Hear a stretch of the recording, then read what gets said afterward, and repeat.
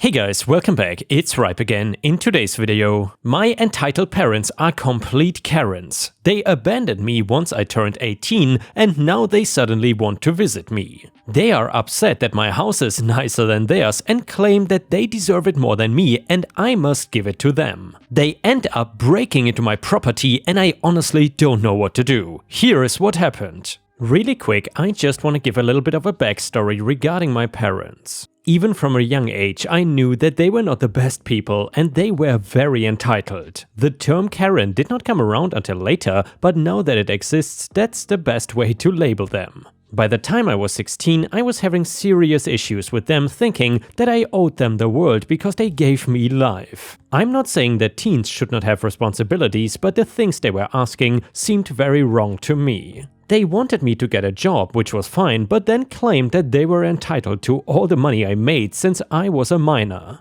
I did not know what to do, but I lived with them until I turned 18 and I was given a choice by them. They told me I could either move out or if I wanted to stay, I would have to take over all of the bills. I left and for the most part did not really talk to them that often. I would see them the bare minimum for holidays and such, but once I left I was basically on my own. I found a really nice girlfriend and started going out with her.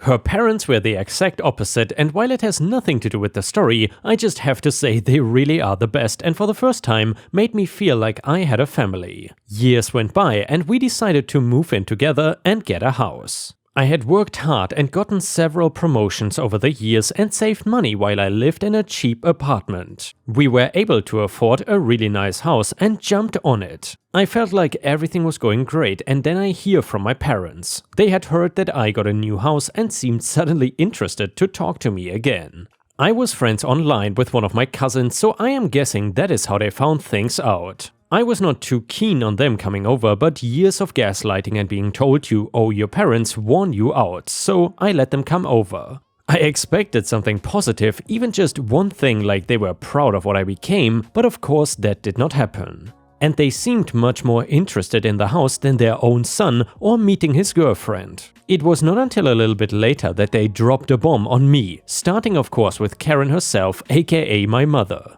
Mother, you really want to insult the two of us by living in a house like this? After all we have done for you, and this is what we get in return. It's a slap in the face, that's what it is. Me, what are you talking about? Mother, a house with one more bedroom than ours and a new kitchen, while ours is old and falling apart. You don't deserve a nicer house than your father and me. Father, that's right. I think you need to learn what hard work really is. Me, I worked hard to get this house. Father, you know, after all we have done for you, I think we deserve something in return. You too can live somewhere else and just give us this house. Mother, I can have my things moved in by Friday, but your stuff will have to go with you. Me, I'm not giving you to my house. This went on as a back and forth for a while and I won't drag it out here. They really thought that I was gonna give them my house and shocked that I told them no. The main thing that it boiled down to is that they did not think I deserved a nicer house than the two of them had. That I had not suffered or worked hard enough despite doing nothing but working hard. I told them not so nicely that if they wanted to afford a new house, they could get their butts off the couch and go work for it like I did. That did not go over well, and after some R-rated language, they left. I assumed it would be over, but it turns out they were not done trying to get my new house. Some of you reading may know all too well that bad things seem to happen at the worst possible moment. For me, nothing else was a better example of that than what came next. I took my girlfriend out to dinner and it was actually the night that I proposed to her. She said yes and we were in total bliss together. Then we came home to see that our house had been broken into and destroyed. The TV had been smashed with a brick, the couch had a knife taken to it, every door had been kicked in, paint on the walls, etc. It was a disaster, but while we looked around after calling the police, we noticed one odd thing.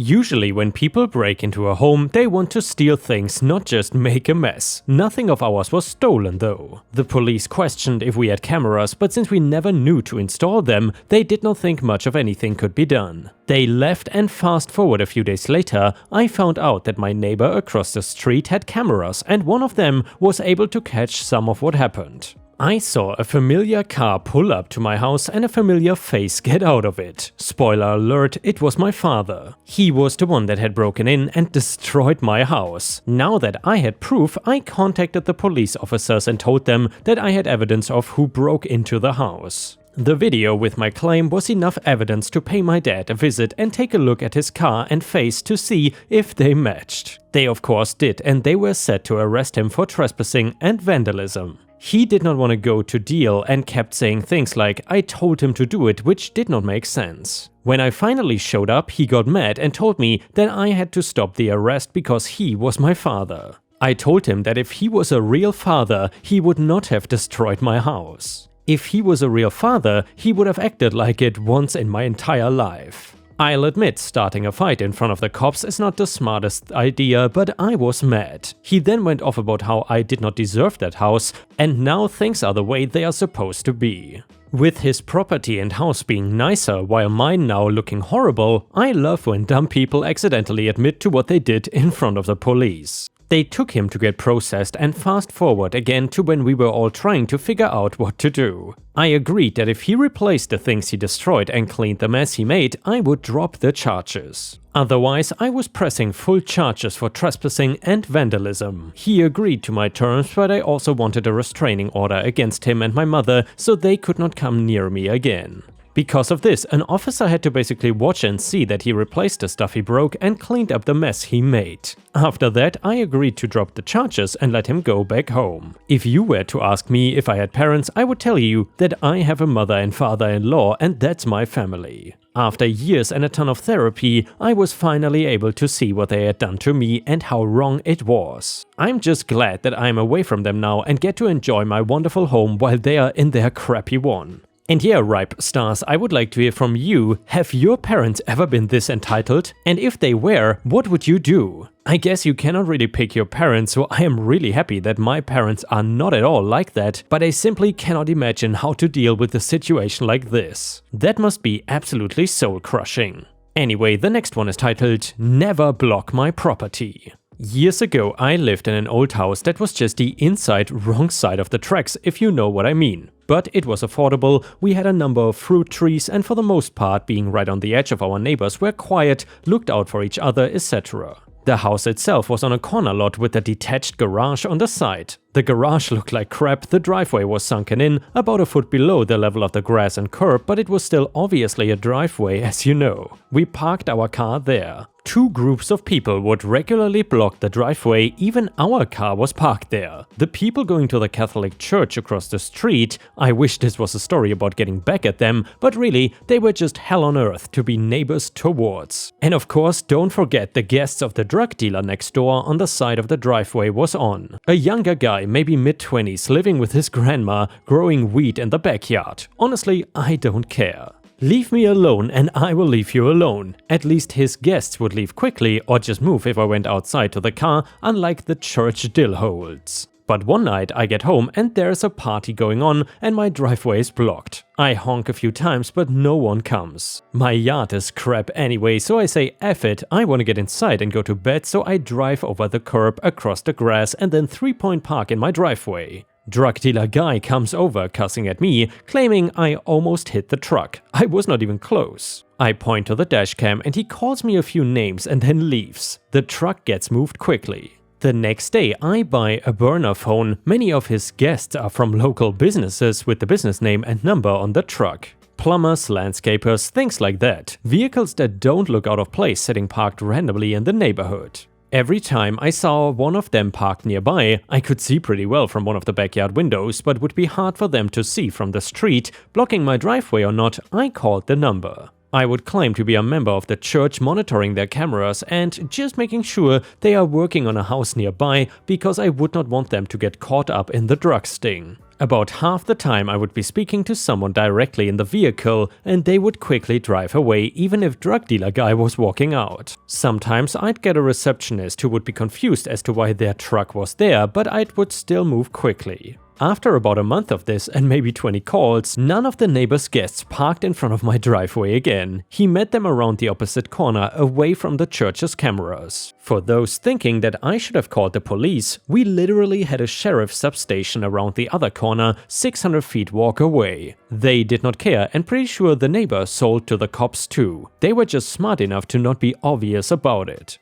And the next one is titled Crazy Entitledness. Earlier tonight I went to an event my boss holds once a month, where everyone shows up to a fancy restaurant and has dinner and gets some human-to-human interaction, which my boss apparently felt was lacking. He pays for all of it, and I'm a fan of the food, less so the people, but I feel like that's life, and college was not so long ago that I would turn my nose up at a free meal. The coworker in question found herself without a ride home and several drinks in after her ride had a family emergency and had to leave early. My car is cheap to run, so I offered to give her a lift home. It is worth noting that I am in no way, shape or form a speed freak. I lost a loved one in a car wreck, and I'm sure as hell not gonna be doing that to someone else just so I can get an adrenaline rush. Coworker is the sort of girl that when anxious does not stop talking. Like, I'm not sure how she's able to breathe with how much she is talking. For the most part, I did not really mind. Just focusing on following GPS directions and getting her home safe with an occasional agreement noise thrown in. Then a wild BMW with a hair up his ass decides that he wants to play games.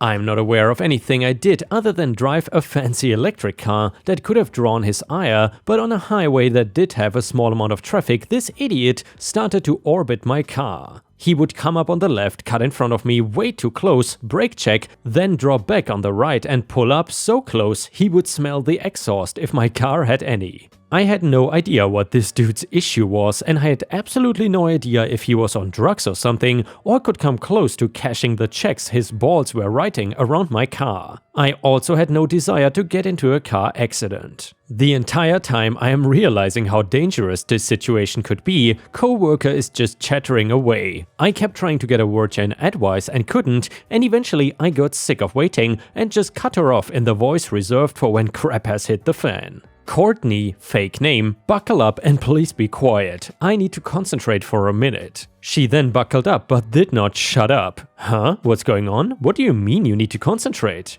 Is it that BMW? Are we in danger? I should call my boyfriend. Panic was rising in her voice at the same time, and I was stressed out enough that I just said, shut up. Then I hit the button that saves the last 10 minutes of dashcam footage on the off chance we got pulled over, and waited for a moment where the road was mostly clear ahead of us. I saw the chance and took it, and we shot off like a rocket. BMW tried to pursue, but if my baby's got anything in excess, it's definitely acceleration. We took off, and first chance I got when I couldn't see the other car's headlights, I took an exit. Total time to evade, less than a minute. Did we hit triple digits? I can neither confirm nor deny. Was it safer than letting that idiot keep doing what he was doing or risking him following us off the highway? You're damn right it was. As soon as we were off the highway, I pulled over for a minute and apologized for what had happened, and I explained my reasoning as best as I could. We were actually only an exit early, so we just took back roads to her house and she got out without another word.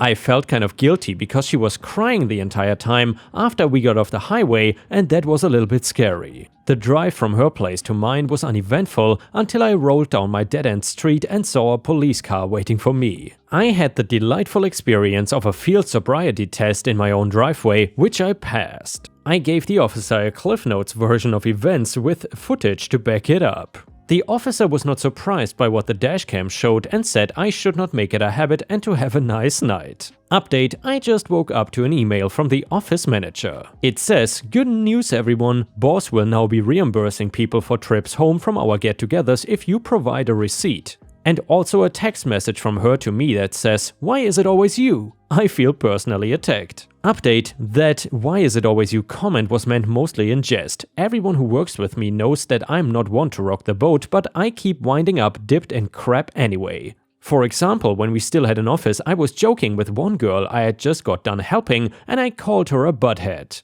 Office manager called me into her office and asked if I had called that girl a butthead. I confirmed that I had indeed done that, and she looked at me, sighed and said, "Act like you got yelled at and learn to read your audience better." And yeah, ripe stars, that's just how it is. Some customers simply are buttheads. That's why I'm not a big fan of the customer is always king policy. I mean, maybe for you as a customer it's not bad, but it also fosters terrible customer behavior and sometimes lets Karen get away with stuff they shouldn't get away with. And the last one is a bonus story from r/Tales from the Front Desk. It is titled, I warned the hotel guest but they did not listen. It is the mid-1990s, 6 AM, I just got to work. The night clerk told me about a man who had asked a bunch of questions about making phone calls from his room and the cost. He had planned to call home, this was in the US, he was calling the UK, and had been rather rude about it. She had offered him the flyer the hotel supplied with suggestions on how to make the cheapest calls, but he rolled his eyes at her and did not take it. Lucky me, he happened to be the first customer I encountered that morning. He told me his room number and then asked what his total was. I looked him up and groaned inwardly. His long-distance phone calls from the night before were all listed out to the tune of $1,900. With his room cost, I told him his total and watched his head explode. I expected him to freak out, but he surprised me by claiming the clerk that had checked him in said his calls would be comped. I involuntarily smirked when he said that because I knew they would never ever say that. He demanded to know what I thought was so funny. Me? Sir, phone calls are never comped or free. There must have been a misunderstanding. Guest? No, she told me last night. I swear it, and it's not okay for you to laugh at me. Me? Sir, I apologize. I was not laughing at you at all. The idea of free phone calls just caught me off guard. Nothing is free. Guest then said, she said it was. I'm a VIP, you know. His account is not marked as VIP and he is not in an upgraded room. And I checked in late, so that's why they are free. If that's not the case, I will not stay here another night. Me? I understand the cost shocked you, but I know the clerk gave you the paperwork on other calling options. She specifically warned you not to use the room phone to call overseas. Guest now angrily smirking. Oh, you talked about me, huh? You cannot prove that she told me anything. She is not here, is she? It's my word against hers and I'm the customer. Me in a bold-faced lie. The clerk you spoke to is named Amelia and she is in the back closing up from her shift. I could go get her so we can clear this up now if you want. Guest, I don't want to talk to some clerk. I want the manager. You women are trying to rip me off. We women? Really? I smiled, thrust my chest out to show my womanly breasts. Sir, I'm the manager. He did not believe me at first and told me not to lie to him, and he then demanded my manager. Me? My manager? Betty, I made sure to say her female name loudly and slowly, is not in this week. She is on vacation. At this point, a line is forming behind him. I ask him if he wants to check out. Guest, check out? I'm here for another 4 days. Me? Sir, you just said you are going to leave if you had to pay for your calls. They are not free. Tell you what, I understand the sticker shock, so I'll take 200 off, but since you were warned, the rest will need to be paid. Guest, oh wow, $200? Aren't you so generous? I just looked at him because yes, I was. He stomped away and got on the elevator. Later in the day, customer service transferred me a call from someone asking for the manager. When I picked up, the room number showed it was him. I answered in a sing-song voice and he recognized me right away. Guest, are you the only manager in this damn hotel? I want to talk to someone else. A man. Get me the owner. Me? Sir, it does not work like that. The owner only comes to this hotel maybe twice a year. He doesn't live here. You can contact him, but not through this number. He then told me to F off, called me a fat witch and then hung up. I checked his room account and saw several more long-distance calls. His bill was now $3,200. I called my supervisor and told him I was worried he wouldn't pay and how he had been treating us. He told me to charge his card $2,000 towards the bill and to put his name down as who approved it. I happily did so as I was told, and it felt damn good when the charge went through. I was not there when the guest saw that we had charged his card $2,000, but I saw the security video later. He came down to the front desk red as a tomato and demanded to talk to me. He brought his heavy room phone with him and tossed it across the lobby. He shoved the concierge that tried to intervene and got tangled up with security before they got control of him. He was arrested and banned from the hotel. He also trashed the room, cut the TV, lamp cords, smashed the mirrors in the bathroom, flooded the toilet, cut up the sheets and bedspread, and dumped shampoo all over the floors and counters. A grown-ass man acting like a toddler. Edit: a lot of you are asking if he was charged with vandalism, and yes, he was. I know the hotel's legal team went after him, but unfortunately I left before it was resolved, so I'm not sure how it ended. My guess is he had to pay a buttload of money, and I am glad about that. And you know guys, one thing I'm always wondering about, who are these people that leave hotel rooms or even Airbnb rooms in such a messy state and pretty much actively try to make the room look as bad as possible to make the life hell for the room service? I cannot even fathom the logic behind this. And with this, we have reached the end of the video. Thank you so much for watching, and please don't forget to check out my playlists for more awesome videos. Also, if you haven't already, I would very much appreciate it if you could subscribe to the channel and turn on the bell to not miss any videos. Thank you so much. I will see you again tomorrow.